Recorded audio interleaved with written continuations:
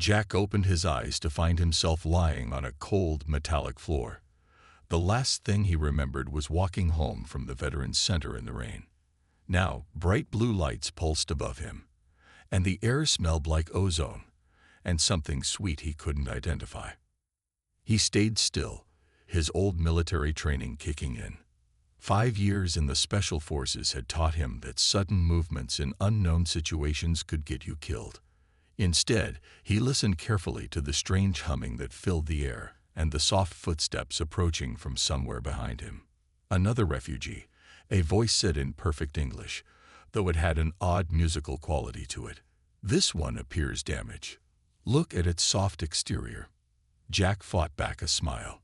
He'd been called many things in his life, but damage was a new one. Careful, another voice chimed in. It's moving. Slowly, Jack sat up and got his first look at his observers. They stood nearly 7 feet tall, their bodies covered in what looked like softly glowing crystal formations.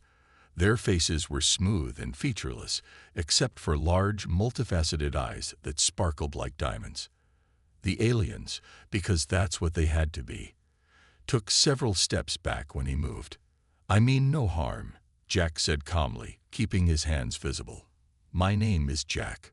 The taller of the 2 aliens tilted its head. I am Blue, captain of this vessel, and this is my first officer, Dawn. The crystal formations on Blue's body pulsed slightly as he spoke. You are aboard the refugee ship Hope's Light. We found you in a dimensional anomaly. Jack nodded, taking in his surroundings. The corridor they were in curved gently, its walls covered in the same crystalline material that seemed to make up the aliens' bodies. Panels of light pulsed rhythmically along the ceiling, creating patterns that somehow felt familiar. A refugee ship, Jack asked. What are you running from? Blue and Dawn exchanged looks. The swarm, Dawn said, her voice tinged with fear. They consume everything in their path. We rescued you from a pocket dimension, likely one created by their weapons. You are fortunate to be alive. Though in your condition, I'm not sure for how long. Jack stood up slowly, noting how both aliens flinched at his movement. Their body language screamed prey species to his trained eye. No natural defensive posture, too much wasted motion, constantly looking for escape routes. My condition, he asked. Your soft exterior, Blue explained, gesturing at Jack's skin. No natural armor, no crystalline reinforcement. You must be from a protected world. Don't worry, we'll find somewhere safe for you. Jack glanced down at his worn jeans and t-shirt, then back at the aliens. He could see genuine concern in their faceted eyes. They thought he was helpless, he realized, just like they probably were. I can work, Jack offered. I'm stronger than I look.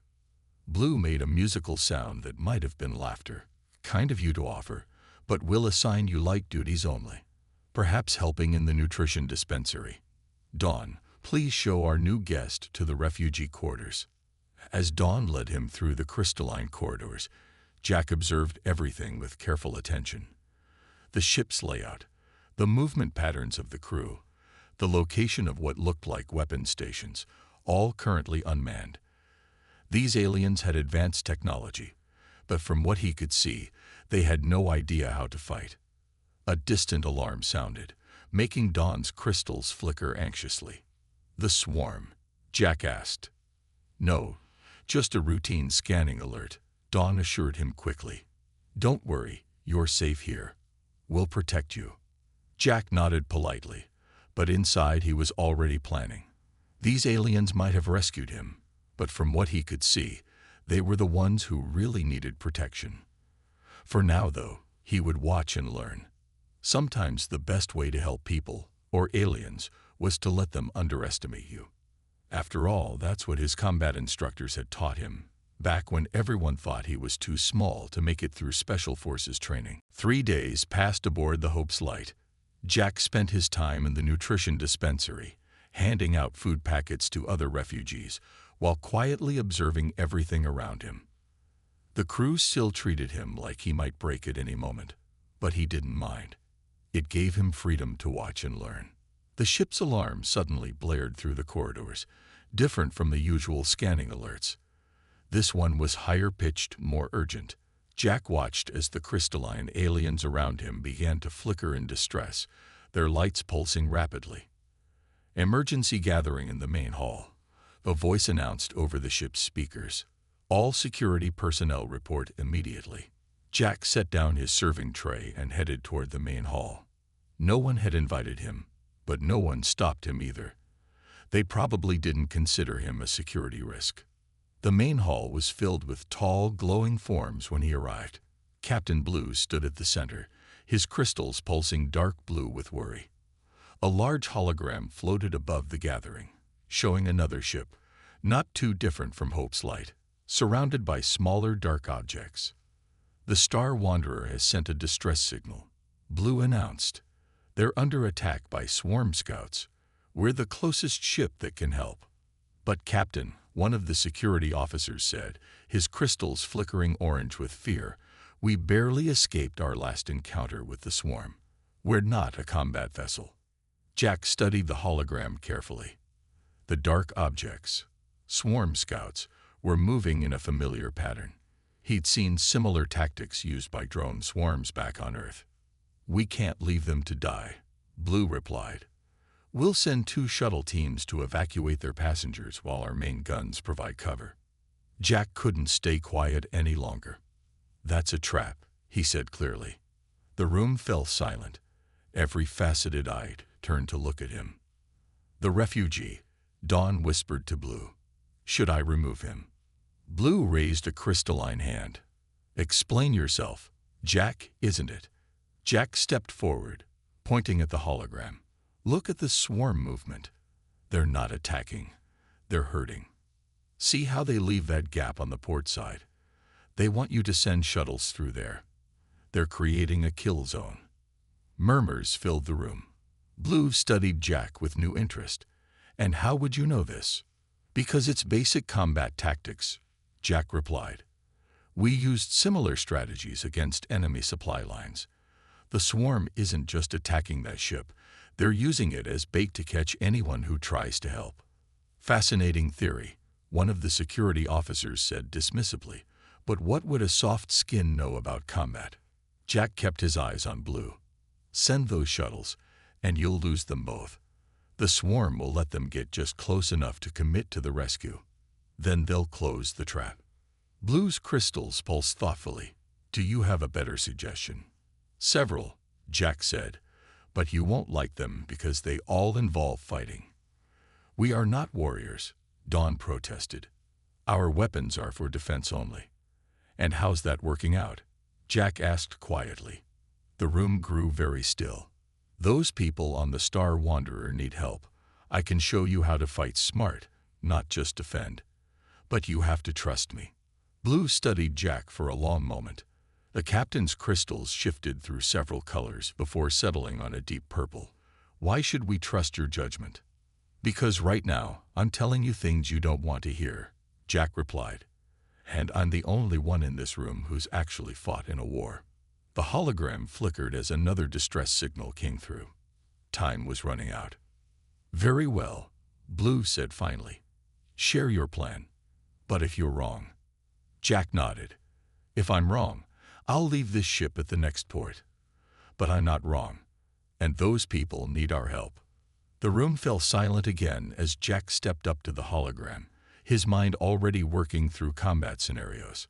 It was time to show these aliens that sometimes the best defense was a good offense, and that looking helpless didn't mean you were. Jack's plan had worked, at first.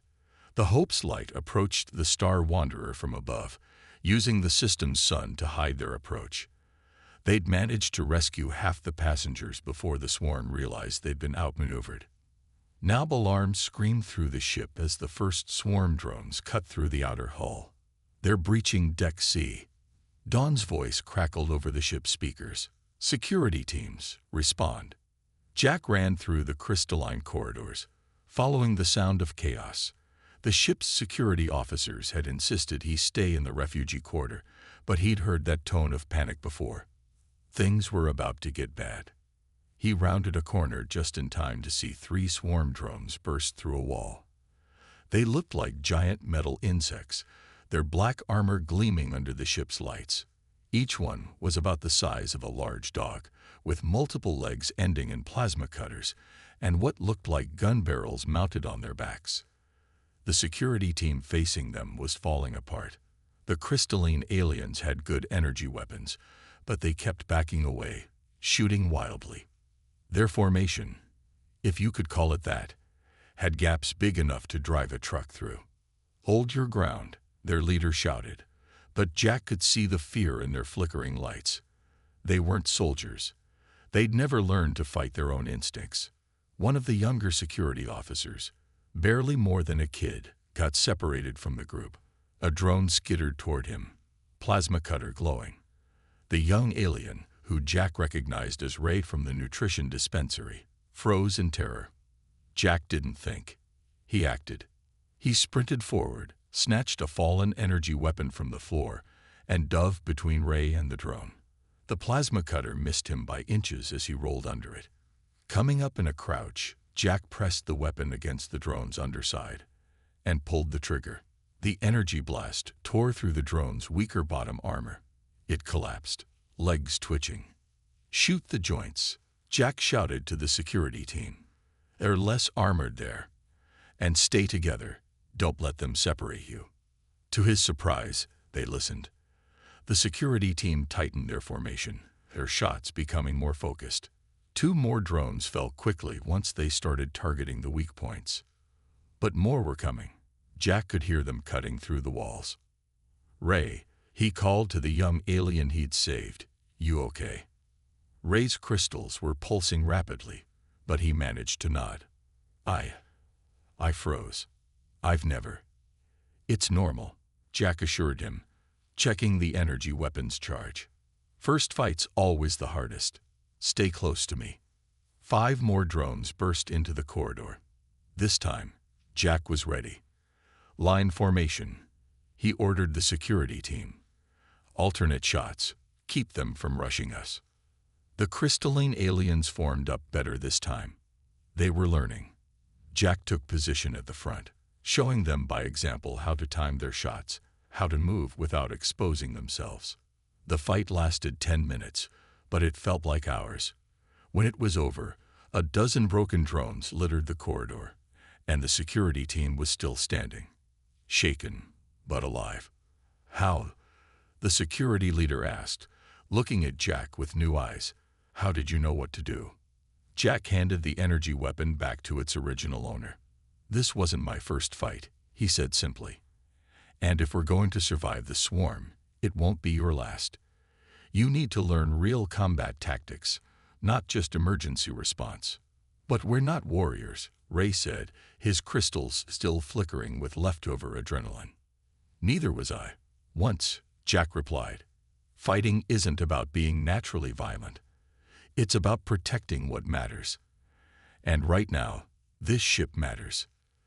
The security team looked at each other, then at the broken drones. Something had changed. They'd won their first real fight, and with it, their fear was starting to turn into something else. Determination. The meeting room felt different now. Just hours after the battle, Jack sat across from Captain Blue and the senior staff. The crystalline aliens were no longer backing away from him.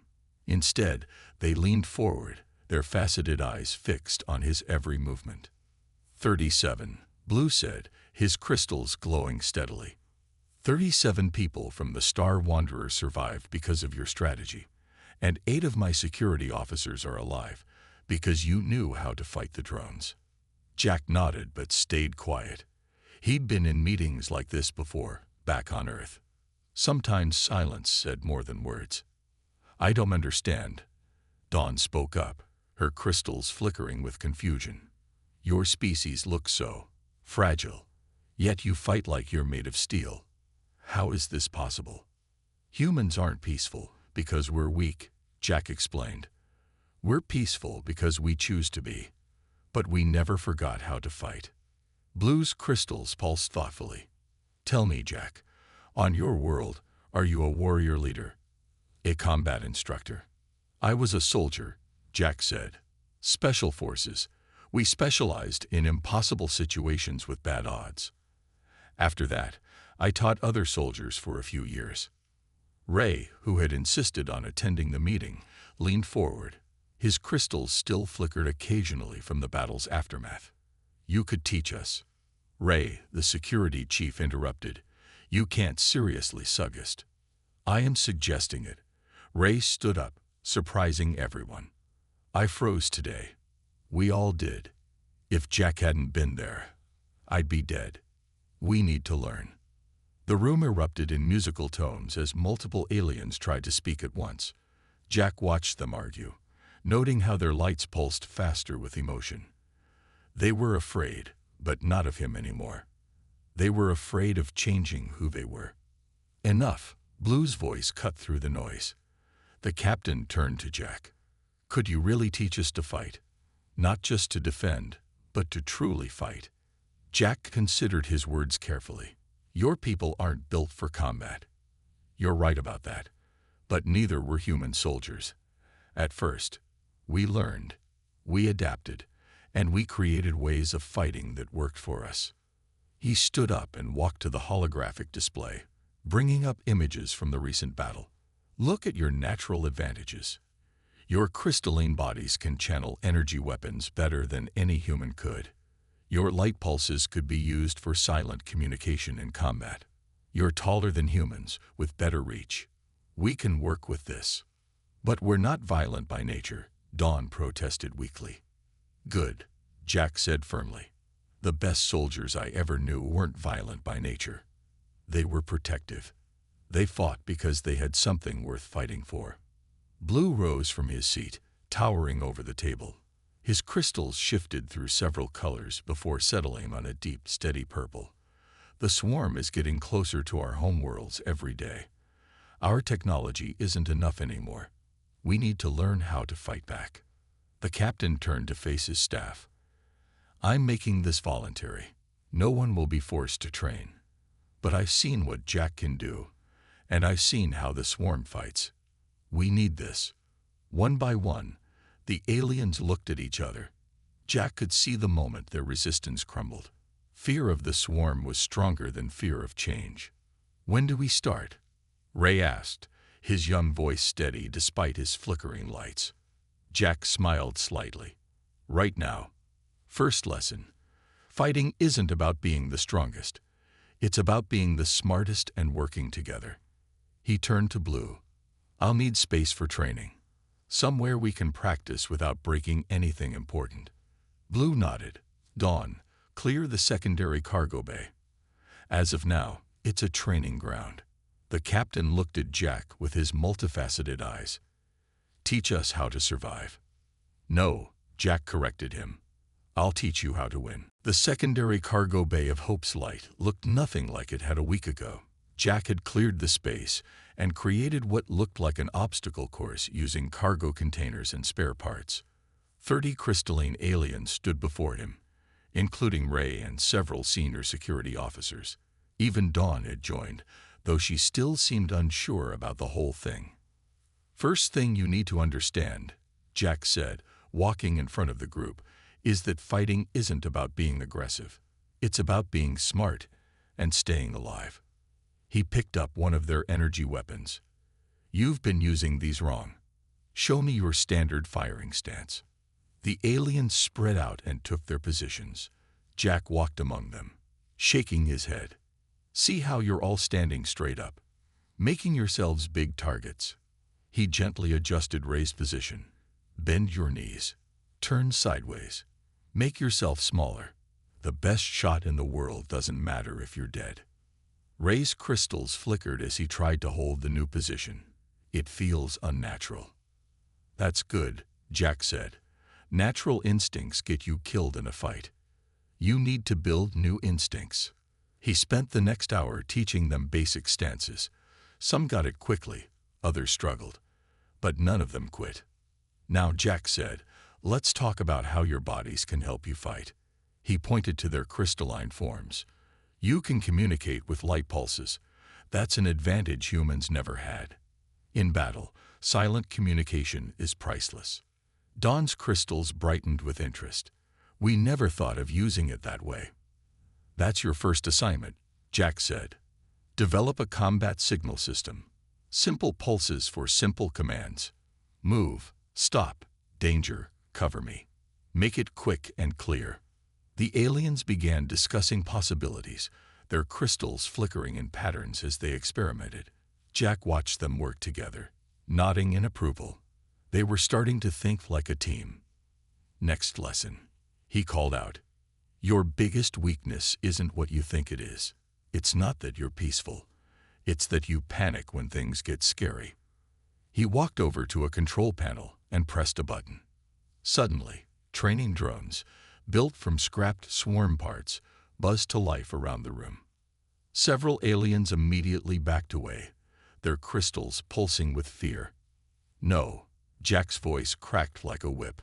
Hold your positions. They're not armed. Face your fear. Ray was trembling but stood his ground. Others followed his example. Good, Jack said. Fear is normal. But you control fear. Fear doesn't control you. He spent the next 2 hours running them through basic drills. How to move as a unit. How to cover each other. How to use their height and reach effectively. By the end, they were exhausted, their crystals dimmed with fatigue. Better, Jack said. Not good enough yet, but better. When will we be ready? One of the security officers asked. The swarm won't wait forever. You'll be ready when you're ready, Jack replied. Rush this and people die. He looked at their tired faces. But I'll tell you what I see. I see people who showed up to train even though they're scared. That's courage. I see people helping each other learn. That's unity. The swarm fights alone. They don't understand unity. Ray stepped forward, his crystals pulsing with determination despite his exhaustion. What's next? Jack smiled. Tomorrow, we learn how to really fight. Today was just basics. Get some rest. You'll need it. As the aliens filed out of the cargo bay, Jack caught Blue watching from the doorway. They're learning faster than you expected, the captain said. Jack nodded. They have something worth fighting for. That makes all the difference. He looked at his makeshift training ground. Tomorrow we'll see who they really are. Because tomorrow, they learn how to hit back. Blue's crystals pulsed with what might have been pride. They won't be the same after this, will they? No, Jack agreed. They'll be better. The alarm that ripped through Hope's light was different this time. Not the usual warning tone, but a deep, pulsing sound that made the ship's crystal walls vibrate. Multiple swarm ships detected. Dawn's voice echoed through the corridors. This is not a drill. All combat teams to positions. Jack stood in the cargo bay turned training ground, watching his students prepare. 3 weeks of intensive training had changed them. They'd moved with purpose now, checking their weapons and forming up into practiced units. Remember your training, he said, walking among them. Remember why we're fighting. Ray, now a team leader, stepped forward. His crystals pulsed with steady light. No more fearful flickering. They won't get past us, Jack. The ship shuddered as the first swarm attacks hit their shields. Captain Blue's voice came over the communication system. Multiple breach attempts detected. They're trying to cut through on 3 levels. Just like we practiced, Jack said to his teams. Units 1 and 2, take the upper deck.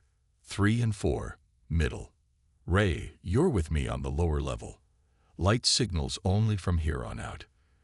The aliens split up smoothly, their crystals pulsing in the combat patterns they'd developed. No more shouting orders that the enemy could hear. No more chaos. The first real test came 15 minutes later. Jack and Ray's team were guarding a major junction when the wall exploded inward. Swarm drones poured through. Not 3 or 4 like last time, but dozens. Ray's crystals flashed a quick command. His team responded instantly, moving into defensive positions they'd practiced hundreds of times. No panic, no hesitation. The first wave of drones met a coordinated wall of energy fire. Jack had taught them to aim for the joints, the weak points. Drones fell, but more kept coming. "Fall back to position 2, Jack called. The team retreated in perfect order, maintaining their fire coverage, just as they'd trained. Above them, Jack could hear similar battles raging. Through the ship's crystal walls, he could see the light signals of other teams coordinating their defense. The whole ship had become a battlefield, but this time, they were ready.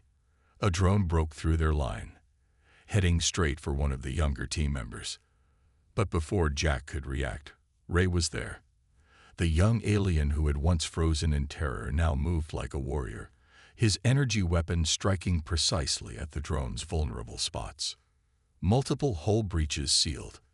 Dawn's voice announced, "Upper-level teams reporting success." Jack allowed himself a small smile. They were holding their own. His students had learned well. But the swarm had one more surprise. A massive cutting beam sliced through the deck above them, and something big dropped down.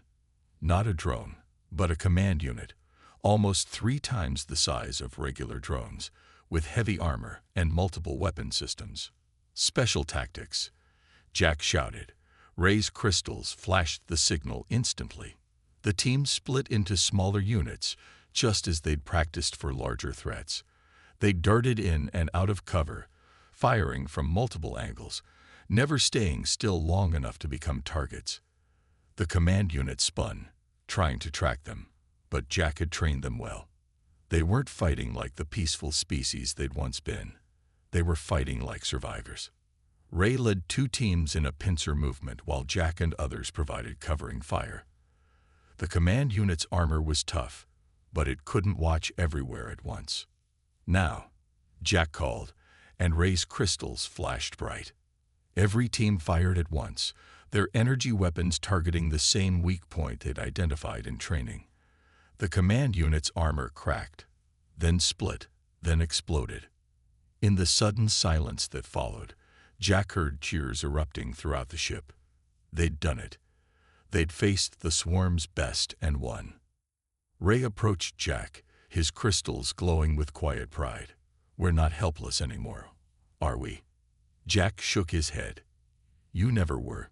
You just needed to believe in yourselves." Through the ship's windows, they could see the remaining swarm ships retreating. Hope's Light had proven itself a harder target than they'd expected. The peaceful species had learned to fight back. 2 months after the Great Battle, Hope's Light looked very different. The cargo bay was no longer just a training ground. It had become a proper combat school.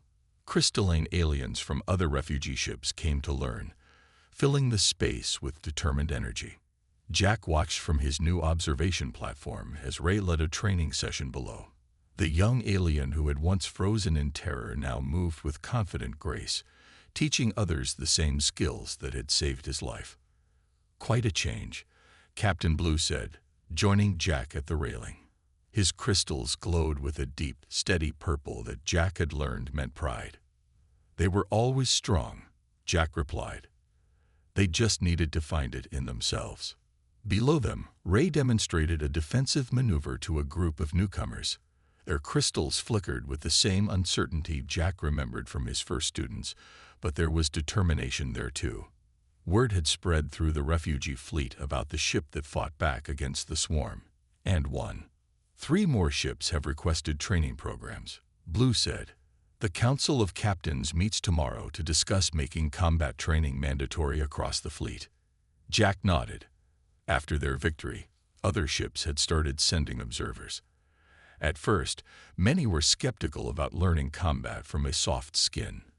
But the results spoke for themselves. "The swarm hit the Star Seeker yesterday," Blue continued. "But this time, they were ready. Ray's training program worked perfectly. No casualties."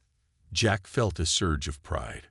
Ray had taken everything he'd learned and improved on it, adapting the training for the crystalline alien's unique abilities. The light signal combat system he'd developed was now being used across multiple ships. "We're not just running anymore, are we?" Jack asked.